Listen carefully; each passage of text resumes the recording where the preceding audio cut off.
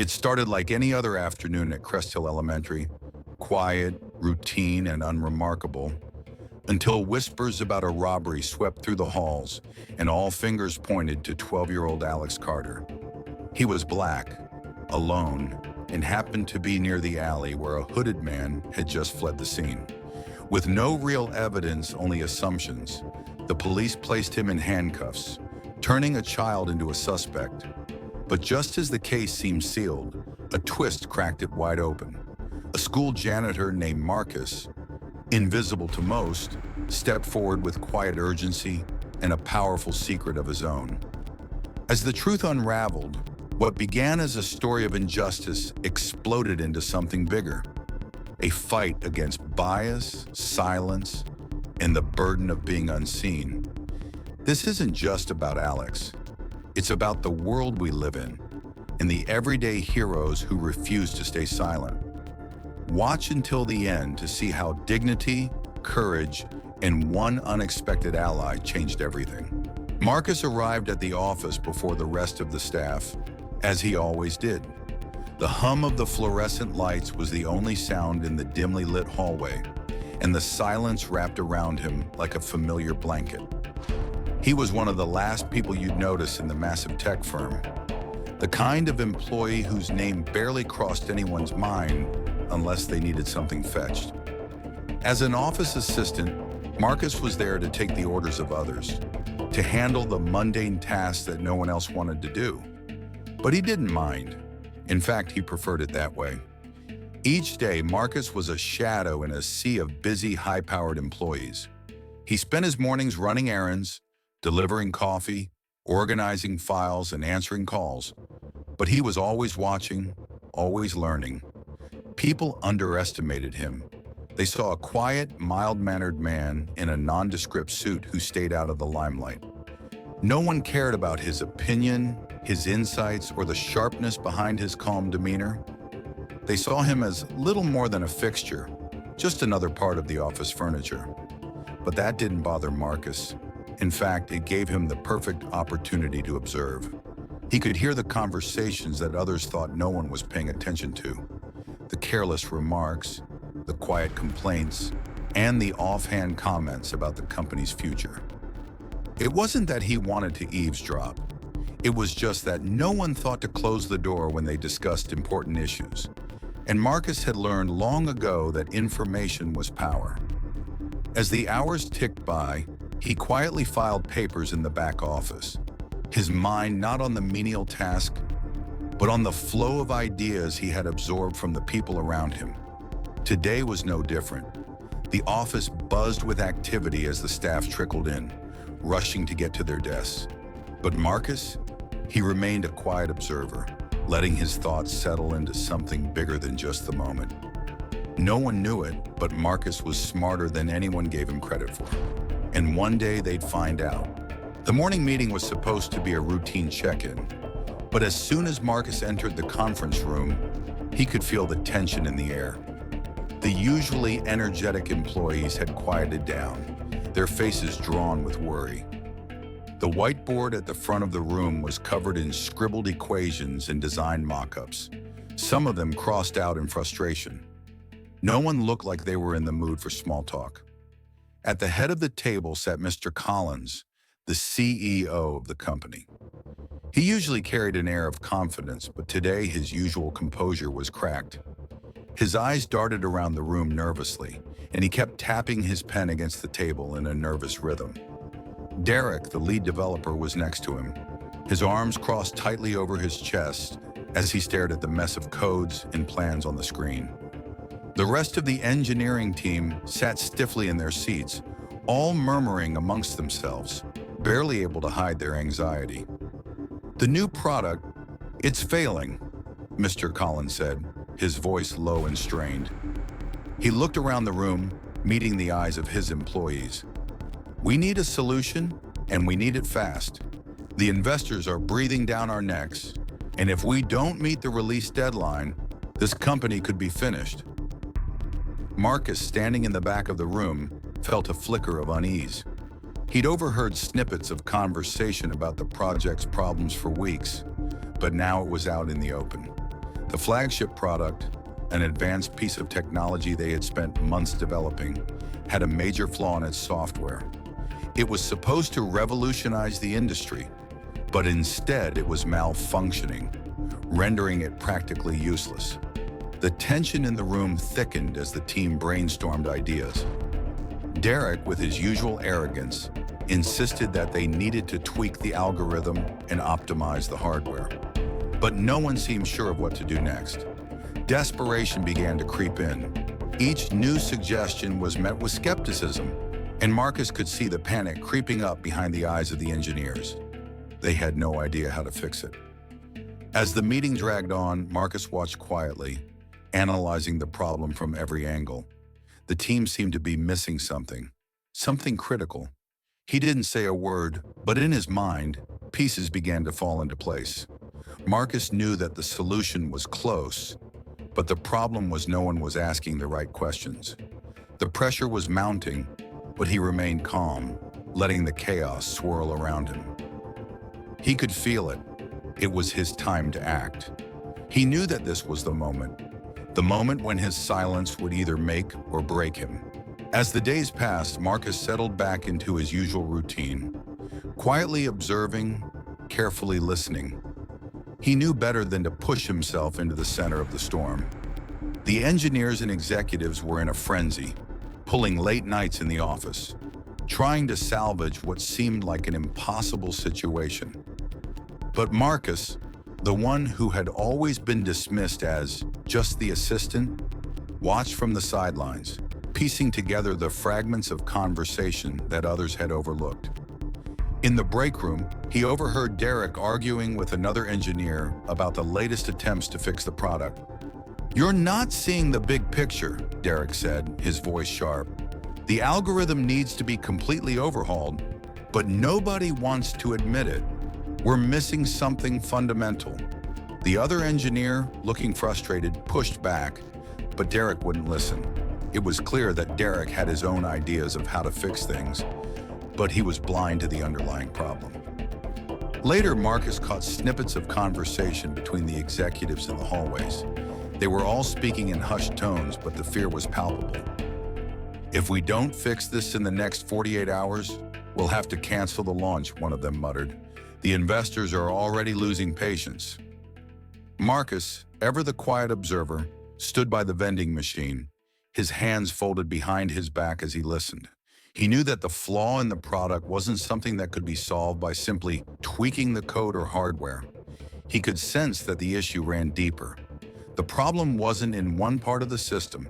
It was in the way the system as a whole was designed. Back at his desk, Marcus flipped through the technical documentation they'd left lying around, reading the blueprints for the product. Most of the employees had long since stopped paying attention to the details. They were too caught up in their own panic. But Marcus wasn't panicking. Instead, he examined the design flaws with precision, breaking down the problem piece by piece. There were subtle inconsistencies, small errors in the way certain components interacted with each other. Nothing obvious, nothing that would stand out to most people. But Marcus had always had an eye for detail. It was during one of those quiet moments, while the office buzzed with frantic energy, that it hit him. The solution was not in the algorithm or hardware. It was in rethinking the entire approach to the product's design. He knew that this was it, the breakthrough that no one had seen. But Marcus also knew that suggesting such a radical idea would come with risks. He wasn't one to make waves, but if he didn't step forward now, the company might sink. It was time to act. Without a word to anyone, he began to write down his thoughts, sketching out his plan in the margins of a notebook. He would need to take a chance, but for the first time, he was ready. Marcus sat at his desk, quietly watching the office around him, but his mind was far away, lost in the details of the plan he was piecing together. He'd been working on it for days, carefully crafting his solution in the background. He knew it would work, but he also knew that presenting it to the higher-ups would be a gamble. He wasn't just going up against the flaws in the product. He was going to have to face the dismissive attitudes of the very people who had already written him off, Derek especially. As he shuffled through the papers on his desk, the unmistakable sound of loud voices reached his ears. Derek and a few other engineers were gathered around the water cooler, speaking in heated tones. Marcus could hear Derek's mocking laughter cutting through the noise. "You really think that guy Marcus is going to help us?" Derek scoffed, his voice dripping with condescension. "He can barely manage the coffee orders, let alone solve a complex problem like this. I mean, have you seen how clueless he is?" Marcus could feel the sting of Derek's words, but he didn't flinch. He'd heard worse in his life, and Derek wasn't the first person to underestimate him. But hearing it aloud, especially from someone who was supposed to be a professional, added a layer of resentment that Marcus had been holding back for months. It was a reminder of just how invisible he was in this office, how easily people could disregard him without knowing anything about his capabilities. Another engineer chimed in, trying to defend Marcus, but Derek quickly shut him down. "Don't kid yourself. The guy's just a janitor with a desk. He doesn't know anything about tech. He doesn't even belong in this conversation." The words hit harder than Marcus had expected. They stung, but they also gave him something else: resolve. He wasn't angry, not yet, but he was tired of being overlooked, tired of people assuming he didn't have a brain because he didn't show it off. He wasn't just some office assistant. He was someone who had quietly absorbed every detail of the business and learned more about their product than most of the engineers had in months. But Derek wouldn't understand that. As the conversation died down and the engineers returned to their desks, Marcus sat there, his hands clenched around a pen. He was still calm, still composed, but there was a fire building inside him. They could mock him all they wanted. He didn't need their approval. He was going to prove them wrong. The idea that had been forming in his mind, his solution to the company's crisis, was his chance to show them all just how wrong they were. And he would do it in a way that none of them would ever forget. It was time to step out of the shadows. With a deep breath, Marcus stood up from his desk, tucked the papers with his solution into a folder, and walked toward Mr. Collins' office. The walk to Mr. Collins' office felt longer than it actually was. Marcus's heart beat steadily in his chest, but his mind raced, running through every possible outcome of what he was about to do. The solution he had crafted, his idea to fix the company's flagship product, had been building in his mind for days. Now it was time to put it to the test. He knew he was taking a risk. There was a chance that they would reject his proposal outright. After all, he was still the outsider, the guy who did the unimportant tasks while the engineers worked on the heavy stuff. But he also knew that if he didn't speak up now, the company could fail, and everything he had observed in the past few days would have been for nothing. He paused outside the glass doors to Mr. Collins' office, the hum of the office bustling behind him. He could hear voices from within, the tense murmur of executives discussing the latest developments. He took a deep breath and knocked on the door. "Come in," Mr. Collins' voice came from the other side. Marcus opened the door slowly, stepping into the sleek, modern office. Mr. Collins was sitting behind his desk, papers scattered around him, his brow furrowed in concentration. The rest of the team, Derek included, was gathered around the room, huddled in small groups, talking in low voices. "Marcus," Mr. Collins said, his tone neutral but slightly surprised. "What's going on?" Marcus set the folder on the desk with a calm motion, all eyes in the room shifting toward him. He could feel Derek's gaze immediately, sharp and challenging. But Marcus didn't let it faze him. He wasn't here to argue. He was here to present a solution. "I've been working on something in the background," Marcus began, his voice steady. "A solution to the issue with the product. I believe I've found a way to fix it, and I want to present it to you." For a moment, there was silence. The group of engineers exchanged curious looks, and even Derek seemed to pause, his expression skeptical. Mr. Collins picked up the folder, glancing at the title. "A solution? From you?" Marcus nodded. "Yes, I've analyzed the problem and the system, and I think we've been focusing on the wrong parts.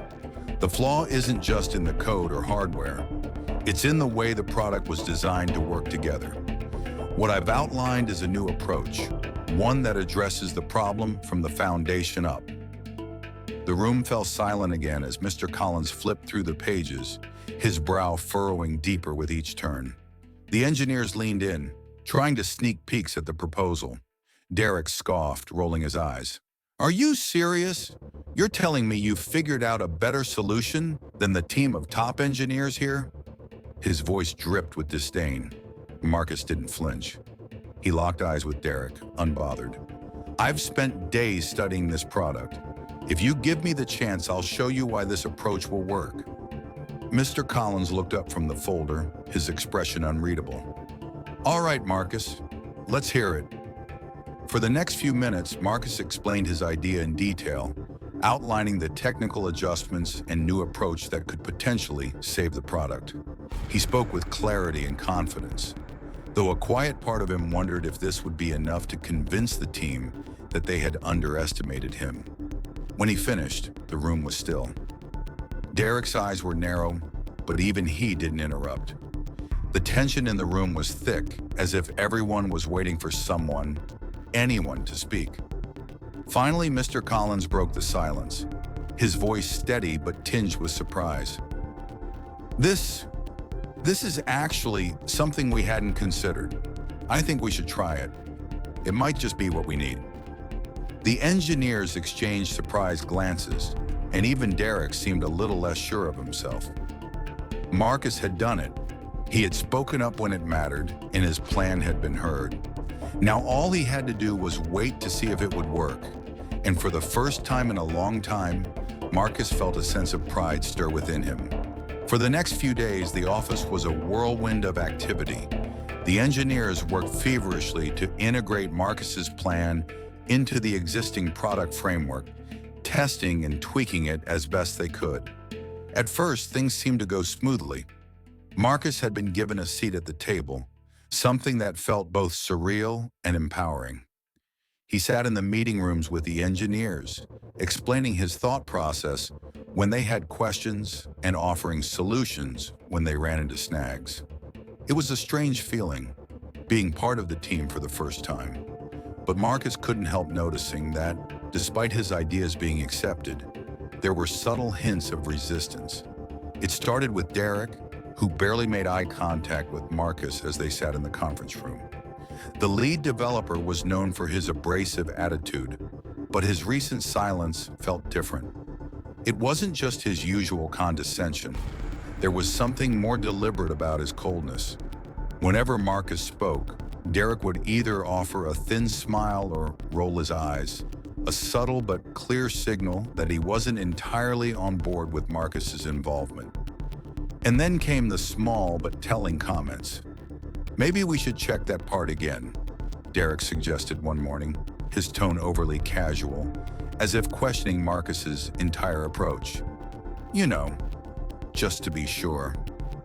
The other engineers who had been initially intrigued by Marcus's solution seemed to hesitate now. Some started glancing nervously at Derek, unsure if they should speak up or remain silent. It was as if the subtle pressure was slowly building, and the team was beginning to second-guess themselves. But Marcus wasn't blind to what was happening. He saw the way Derek had turned the group against him, using his authority and experience to create doubt about Marcus's plan. The more Derek pushed back, the more the team seemed to shrink into themselves. Marcus could feel the tension in the air, like everyone was waiting for the moment when the solution would inevitably fail so they could blame him. One afternoon, during a meeting to assess the progress of the integration, Marcus noticed that the atmosphere had shifted.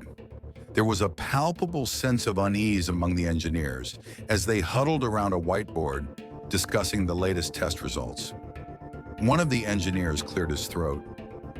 Marcus, there's a problem with the system, the engineer said, his voice carefully neutral, but his eyes flickered toward Derek for reassurance. It's not quite performing the way we expected. Marcus's heart sank. He had expected challenges, of course. No solution was perfect from the start, but the sudden shift in the tone of the room felt like the beginning of a coordinated pushback. Derek had been waiting for this moment, waiting for any sign of failure so he could pounce. He felt the weight of their doubt pressing down on him, but he wasn't ready to back down. "Let's look at the data," Marcus said firmly, trying to project confidence. "There's a solution. We just need to adjust a few parameters." The room was silent for a beat. No one spoke up immediately, but Marcus could see the hesitation in their eyes. Derek's gaze was locked on him, calculating. It was clear that Derek wasn't going to make this easy for him, and the others were caught in the middle. But Marcus wasn't going to let it slide. If he was going to prove himself, and if the product was going to be saved, he needed to stay focused. No one else would fight for him, so he would have to fight for himself. "Let's take it one step at a time," he said, pushing through the silence. "We'll figure it out." The pressure was on, and Marcus knew the real challenge was just beginning. The next few days were a blur of frustration and setbacks. Every step forward seemed to be met with 2 steps back.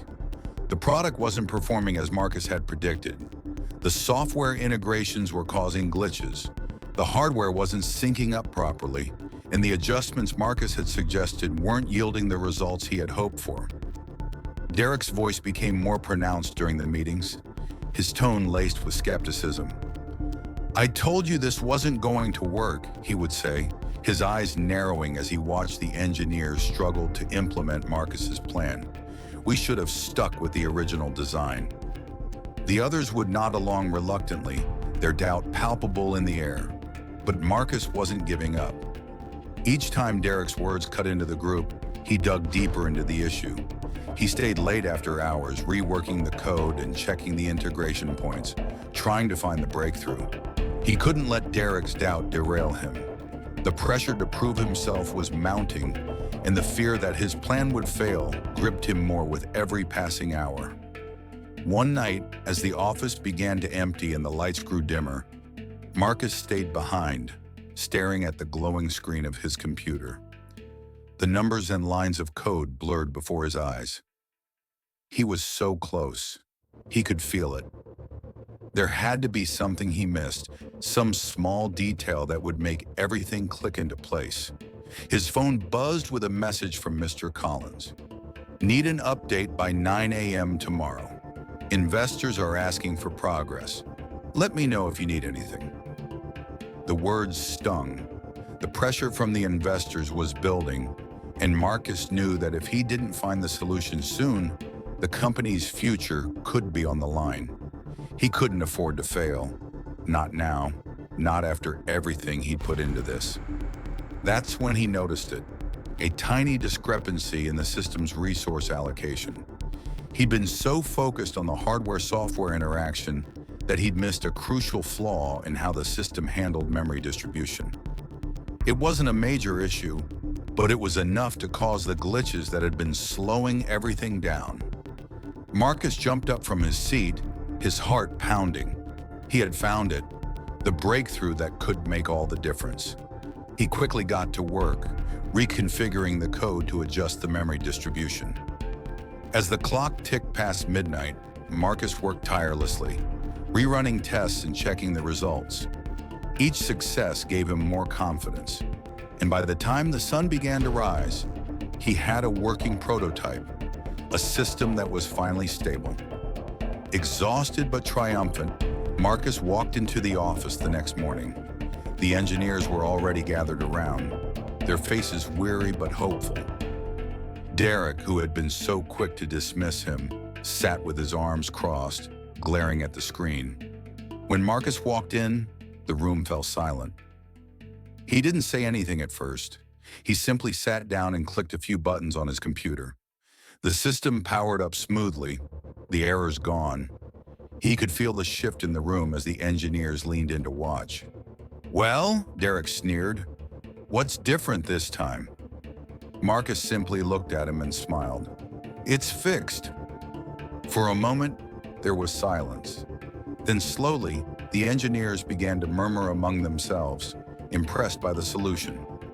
Derek's smug expression faltered as he watched the system run flawlessly. Marcus had done it. He had found the solution, and in doing so had earned the respect he deserved. But the real challenge was still ahead. The product needed to work perfectly under the stress test that would come later. There was no time to celebrate yet. The road to success was still long, but Marcus knew he had proven that he belonged at the table, and he wasn't going anywhere. The tension in the office was palpable as the final day of testing approached. Marcus had successfully fixed the major issues with the system, but the real test was about to begin. The investors were expecting a flawless product demonstration in a few short hours. The pressure to perform weighed heavily on everyone, but especially on Marcus. The stakes had never been higher, and failure wasn't an option, not after everything he had done to get here. He walked into the conference room early that morning, his laptop in hand, and set up at the front of the room. The team was already gathered, looking tired but hopeful. Derek, who had been so vocal in his doubt, stood by the window, arms crossed, his face a mask of indifference. It was clear he didn't want to admit that Marcus's solution had worked, but he couldn't deny it anymore. The investors would be joining the meeting via video conference, and the pressure to impress them was mounting. As the room filled with nervous energy, Marcus took his seat at the table, feeling the weight of every eye on him. He wasn't just proving the product now, he was proving himself. The idea that he could solve such a complex problem when no one else could would make or break his future at the company. Mr. Collins walked into the room, his face drawn with fatigue but determination. "All right, team, this is it. We need a flawless demo. We can't afford any mistakes today." The engineers started making final adjustments to the system, each one working with quick, practiced movements. Marcus observed, ensuring everything was running as it should be. He had learned the product inside and out over the past week, and now all that was left was to perform. Minutes before the call with the investors was scheduled to start, Derek leaned over and whispered, "Don't screw this up, Marcus." It wasn't an outright challenge, but Marcus could hear the underlying doubt, the subtle jab at his competence. He turned to face Derek, his voice steady but firm. "I won't." The call began, and the investors appeared on the large screen, their faces stern and expectant. The lead investor, a sharply dressed man with glasses, spoke first. "Gentlemen, we're running out of time. Show us what you've got. The product is your last chance. Impress us." With a calm breath, Marcus stood up and began the demonstration. His fingers moved with precision as he navigated through the system, showing the investors how the product worked seamlessly, how the glitches that had plagued it in the past were now gone. It was a smooth presentation. Everything functioning exactly as it was supposed to. The investors watched closely, their faces giving nothing away. When Marcus finished, there was a long, pregnant silence in the room. The only sound was the faint hum of the computers and the soft clinking of the engineers' keyboards as they waited with bated breath. Finally, the lead investor nodded, his lips curling into a thin smile. "This is impressive. We've seen a lot of pitches, but you've actually delivered. This product has potential." Marcus let out a breath he didn't realize he was holding. The tension that had been coiling in his chest released as the weight of their approval sank in. The investors' approval was just the first hurdle, but it was a major step. As the call ended and the room began to relax, Marcus exchanged a brief glance with Mr. Collins, who gave him a small, appreciative nod. For the first time, Marcus could feel the shift.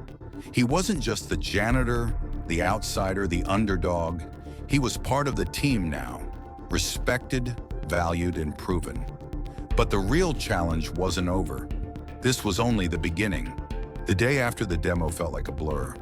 The pressure of the past few weeks, the sleepless nights and the endless hours of work had finally started to take its toll. Marcus had expected some kind of recognition, maybe a few words of praise from his colleagues, but what he received was far beyond anything he had anticipated. The moment he entered the office, people greeted him with nods of approval. Derek, for the first time since Marcus had started working on the project, approached him without his usual smugness. His posture was less arrogant, and he actually extended a hand toward Marcus. "You did it," Derek said, his voice surprisingly respectful. "I didn't think it would work, but I guess I was wrong." Marcus shook his hand, not offering any immediate response. He had been waiting for a moment like this, but part of him couldn't help but wonder if Derek's acknowledgement was sincere or just a forced concession. Still, the gesture alone was a small victory. It was a silent admission that Marcus had earned his place in the room, a place that he had fought so hard for. As the day wore on, Marcus could feel a shift in the office. His colleagues, once wary of his ideas, now sought him out for advice. Even those who had been the most dismissive were now asking for his input. It wasn't just the success of the product that had earned their respect. It was the way he had carried himself throughout the entire process. Quiet, determined, and unwavering in his belief that the solution was there, even when they had doubted him. At lunchtime, Mr. Collins pulled Marcus aside into his office, his expression warm but serious. "Marcus," he began, "I want to thank you for everything you did. You turned this project around. Honestly, I wasn't sure if it was going to work, but you proved me wrong." Marcus nodded, a sense of pride swelling in his chest. This was the moment he had been waiting for. The recognition from someone who had seen him as just another janitor before. But even as the words of praise sank in, he knew this wasn't the end. It wasn't just about fixing the product. It was about what came next. Marcus had proved himself once, but the real challenge was ensuring that his place in the company was solidified, that no one would ever doubt his worth again. "There's more work to be done," Marcus said, his voice steady, not letting the moment of victory cloud his focus. "This is just the beginning." Mr. Collins smiled. "That's exactly the attitude I need. You've earned more than just your place here, Marcus. You've earned our respect. I'm going to make sure you get the recognition you deserve." But Marcus wasn't interested in just recognition. He wanted to ensure that no one would ever underestimate him again. He wanted to build something lasting, not just a product, but a reputation. He had proven he could do the work, but the real test would be what he did next.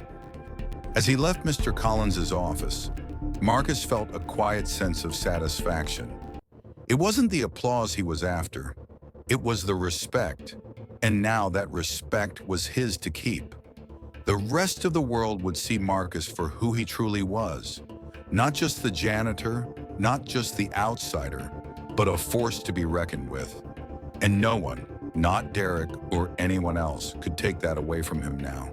Days passed, and the office atmosphere was different now. The weight that had hung over Marcus, the doubts from colleagues, the unspoken tension from his being an outsider, had been replaced with a sense of quiet respect. The project was officially approved, and the investors were happy with the results. But the real challenge, Marcus knew, wasn't just about completing the product. It was about what came next.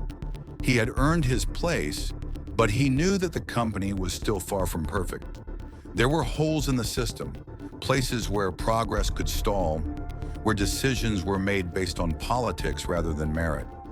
Marcus had seen it from the inside, and he knew that if he was going to continue making an impact, he needed more than just the job title he had been given. One afternoon, as he walked through the office to grab a coffee, Marcus overheard a conversation between Mr. Collins and one of the senior engineers. "The team's been talking," Mr. Collins was saying, his voice low but serious. "They're starting to respect Marcus more.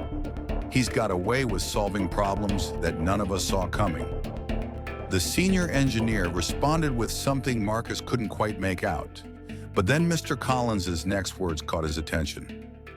"He deserves more than just a spot on the team," Mr. Collins continued. "I'm thinking about offering him a promotion. But there's a lot of politics involved. It's not just about what he's done, but about how others see him." The words stung. Marcus had come so far, but now he realized the true hurdle wasn't just about proving his abilities. It was about navigating the politics of the workplace. Would they truly give him the recognition he deserved? Or would they keep him in a box, labeled as the outsider? That night, as Marcus sat at his desk, his mind raced. He had built his reputation through hard work, innovation, and persistence. But he couldn't ignore the feeling that there was more at play. He wanted to be a leader in the company, not just another cog in the machine. If he stayed, he knew he'd continue to prove his worth every day. But he also knew that without the right opportunities, all the hard work would eventually plateau. The decision was clear, but difficult. The next morning, Marcus called Mr. Collins into his office. The air between them was different, less formal than their previous meetings, as if the respect Marcus had earned had opened a new door between them. "Mr. Collins," Marcus began, his voice calm and confident, "I appreciate everything you've done for me. The recognition, the trust, everything. But I need to ask, what's next? Where do I go from here?" Mr. Collins raised an eyebrow, clearly impressed by the directness. "You've earned a lot, Marcus. I've already been considering the next step for you." Marcus took a deep breath, standing up and meeting Mr. Collins' gaze directly. "Then I need to know if you're willing to give me more than just a title. I want to be part of the decision-making process. I want to lead the next project, to help shape where this company goes next." Mr. Collins was silent for a moment, considering Marcus's words carefully. Then with a nod, he responded, "I was planning on offering you a senior position, but if you're serious about leadership, I think you're ready for more." Marcus's heart raced. He had made his move, and now it seemed like the opportunity he'd been waiting for was within reach. "If you're ready," Mr. Collins continued, "I'll make sure you're put on the next big project. You'll be leading it, but you'll need to prove yourself again. You'll need to show the others that you're not just another face in the crowd. They need to see what I see." Marcus's smile was subtle, but it was full of purpose. "I will, and thank you for this chance." As he left Mr. Collins' office, the weight of the decision began to settle in. Marcus had earned his respect, but now he had to prove his leadership.